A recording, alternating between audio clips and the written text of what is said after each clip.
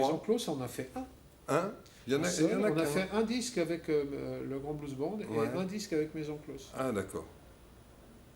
Maison Close live. Vous avez arrêté définitivement ou Bah, de temps en temps ça joue un peu Ouais, mais c'est rare. Mais C'est là, rare. on est sur un projet, encore une fois, avec Laurent Coquelaire, Ouais. qui fait un groupe. Alors, il m'a dit qu'il y avait Loïc Pontieux à la batterie. Enfin, tu vois, j'ai dit oui. Loïc. J'ai dit oui parce que c'est quelqu'un que j'adore, Laurent Coquelaire. Non seulement il joue bien, mais en plus, humainement. Il est Ouais, humble.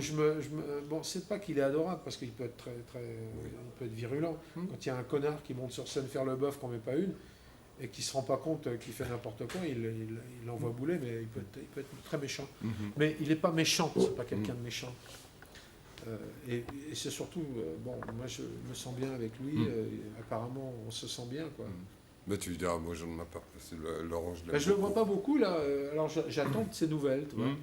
Et il m'a proposé De remonter un au moins une fois, alors ça oui, mais de venir faire un remplacement.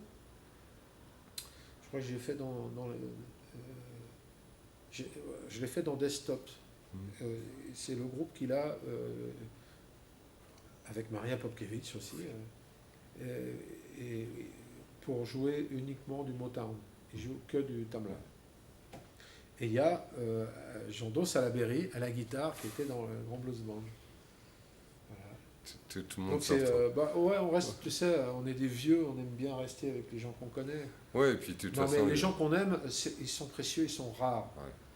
Donc on va pas, on reste curieux. Moi, on est tout le temps en train de reconnaître ou de connaître des gens nouveaux. Moi, je fais plein d'expériences, plein de tentatives, je prends des risques sans arrêt.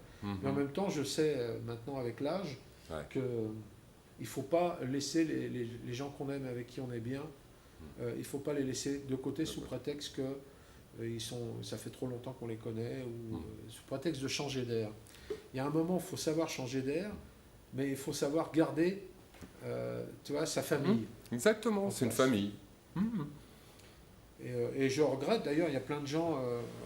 tu vois, Que devient Claude, par contre, Claude Angèle? Il joue avec qui en ce moment? Alors, on m'a T'as dit des nouvelles, hier que Gottener avait fait un nouvel album. Alors, je ne sais pas si c'est avec Claude.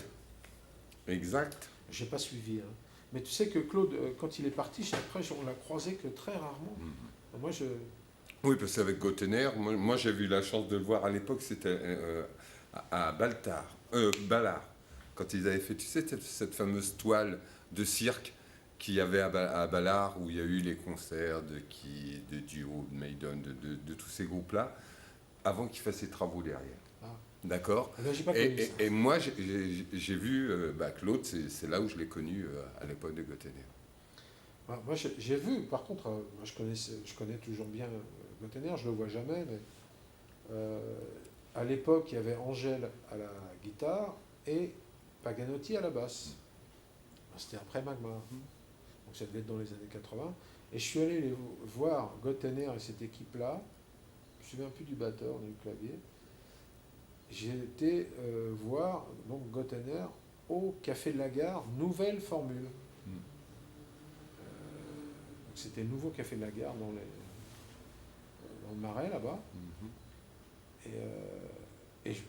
Bon, c'était la bonne époque, et c'était à mourir de rire, c'était tellement bien. Et j'ai un souvenir, j'ai raconté ça à quelqu'un, un fan de Gottener, justement, je crois que c'était hier, c'est marrant que tu me parles de ça. J'ai le souvenir, il y avait un restaurant où on allait... Je ne sais plus si c'était après un concert de Gottener, après un spectacle de Coluche. Mais bon, on se retrouve au restaurant avec Coluche, Gottener, toute l'équipe, Odeur, machin. C'était peut-être d'ailleurs Odeur. C'était peut-être après un Olympiade Odeur. Et bon, on est à 2h, 3h du matin dans ce restaurant qui est à côté de Irkane. Je ne sais pas si tu vois où c'est. Oui. Tu vois, à Beaubourg, là. Oui.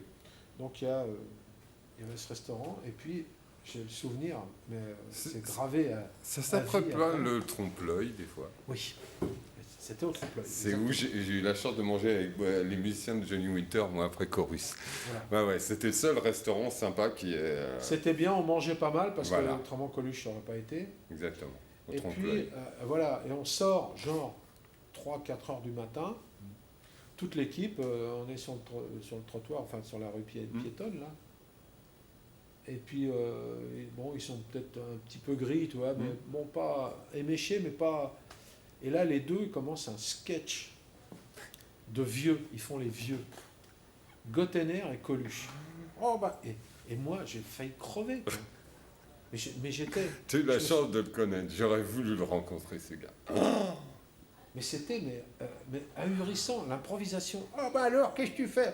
Oh bah ça sent la piste, hein, ici. Enfin, mais c'était... Mais, alors, et puis ils s'assoient sur un banc, et ils font un numéro, puis ils regardent passer les gens. Ah là là là là, tu veux pas imaginer. Il aurait fallu filmer, enregistrer ça, quoi. Donc, bon, c'est la dernière fois que j'ai vu les deux ensemble, parce que... Et puis moi, j'habitais... je crois que c'était pour Odeur. Parce que j'habitais à Los Angeles, donc je revenais pour Odeur ou pour Renault, quoi, mais je vivais avec ça, quoi. J'ai pensé mes dollars là-bas, à acheter des... Ah, je savais pas, tu as vécu une partie à Los Angeles. Là, à mon départ de Magma, pratiquement, je suis allé déjà là-bas faire des incursions, et puis j'ai commencé à écrire de là-bas. J'ai écrit un bouquin sur la Fender Bass, donc j'allais à l'usine Fender, c'était à côté. Et puis j'écrivais pour des canards.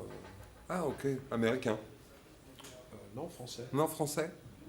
Ah oui, tu faisais de la correspondance. Voilà, exact. Je me rappelle. Je faisais des interviews d'artistes. Oui, exact. Là-bas. D'accord. Les salons, c'était aux États-Unis les plus importants, les NAMM shows. Donc je faisais ça, mais je revenais assez souvent. Hein, parce que j'avais ma petite famille ici. Donc sur une période de 10 ans, j'ai fait des allers-retours. Je suis jamais resté plus de 3 mois sans revenir. Au bout de 3 mois, quand tu es tout seul... Tu as vu des grands groupes à Los Angeles qui t'ont marqué? J'ai joué avec Chick Corea déjà. Ah, quand même. Avec Bunny Brunel, avec Chick. Et puis j'ai vu... tu as vu qu'il y a la reforme... Festival, j'ai vu Police, Grateful Dead, enfin tu vois...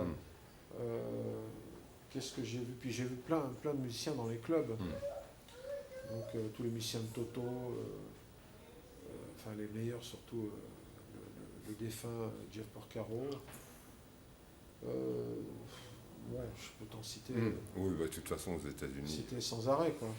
C'est les clubs, tu retrouves les musiciens que toi tu essayes de les avoir à Paris, tu vas là-bas, ils jouent dans un club tranquille et tout. Oui, et puis d'autant que non seulement j'étais très copain avec... parce que j'ai joué avec Bunny, donc Bunny Brunel qui était le bassiste, qui a été le bassiste de Chick, j'y étais, et qui avait un groupe après dans lequel j'ai chanté, et sa femme Nani venait chanter, il y avait Kei Akagi au clavier. Dis donc, c'est pas lui qui a fait la tournée Polnareff cette année? Oui, bien sûr. L'année dernière, je veux dire. C'est Bunny. C'est Bunny que j'ai rencontré avec Tony McAlpine. McAlpine. Que j'ai connu aussi, qui était guitariste avec lui d'ailleurs. Ouais. Ou avec Josquin Turin-Després. Enfin. Et le deuxième, mon deuxième pote là-bas, qui vivait aux États-Unis mais qui vit à New York, c'était Mino Sinelu. Oh, Mino. Et Mino, je l'avais connu en France, je connaissais mieux ses frères parce qu'ils étaient plus vieux. Patrice et j'ai oublié le bassiste et guitariste. Et donc Mino, alors je ne sais plus comment ça s'est passé, mais je me retrouve un jour en 80 à New York avec, comment s'appelait ce mec qui écrivait dans Charlie Hebdo, qui faisait les chroniques de musique. Berroyer. Jackie Berroyer. Et je retrouve Jackie Berroyer pour le premier concert de Miles à New York. Enfin, c'était devait être le troisième concert de Miles en 80 ou en 79.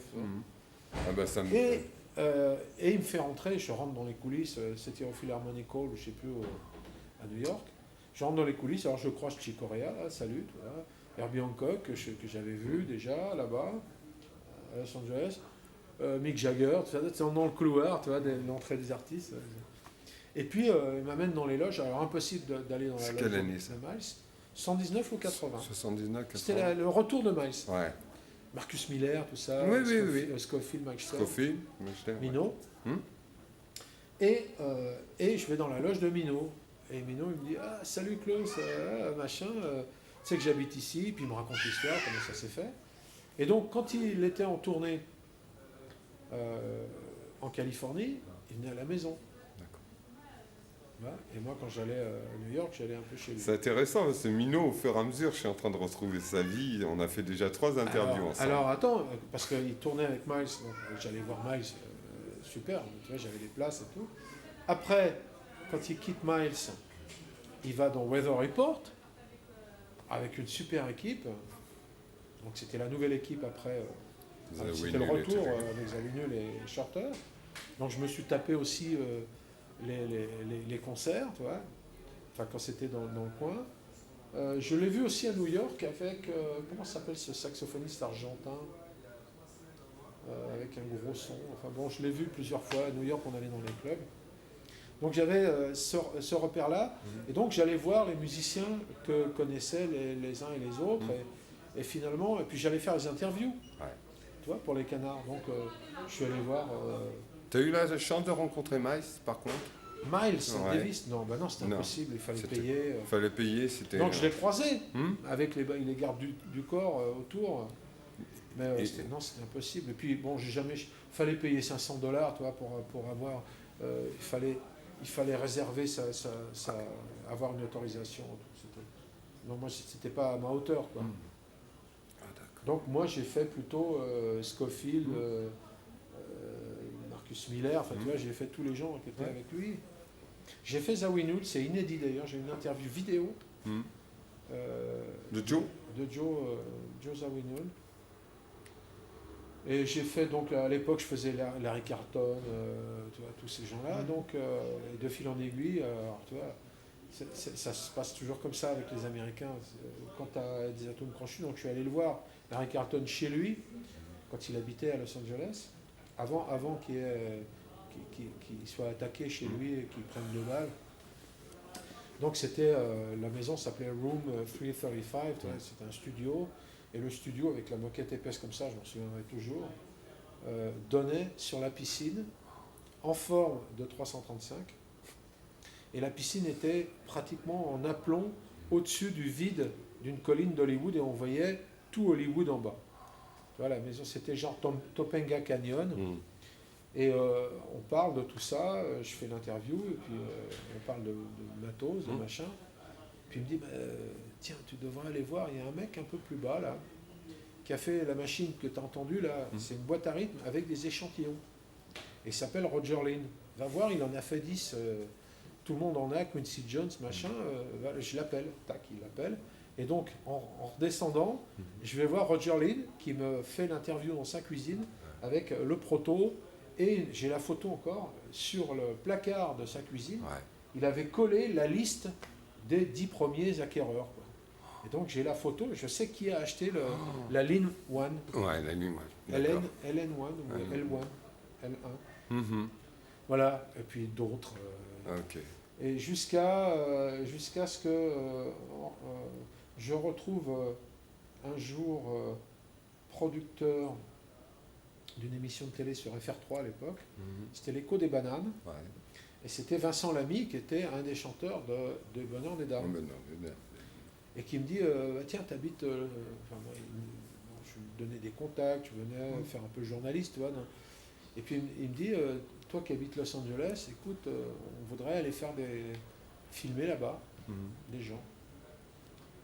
Et donc j'ai préparé pendant des mois, tu vois, voilà, encore quelque chose que je ne savais pas. Voilà. Tournage, et alors on a tourné Jennifer Warnes, on a tourné The Gap Band, on a tourné,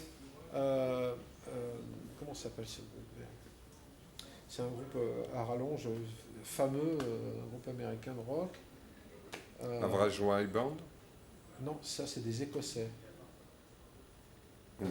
Non, c'est un nom composé comme ça, ouais. Donc ça va me revenir. Bon, et un jour on fait une émission où on mélange des gens dans un club. Le batteur, c'est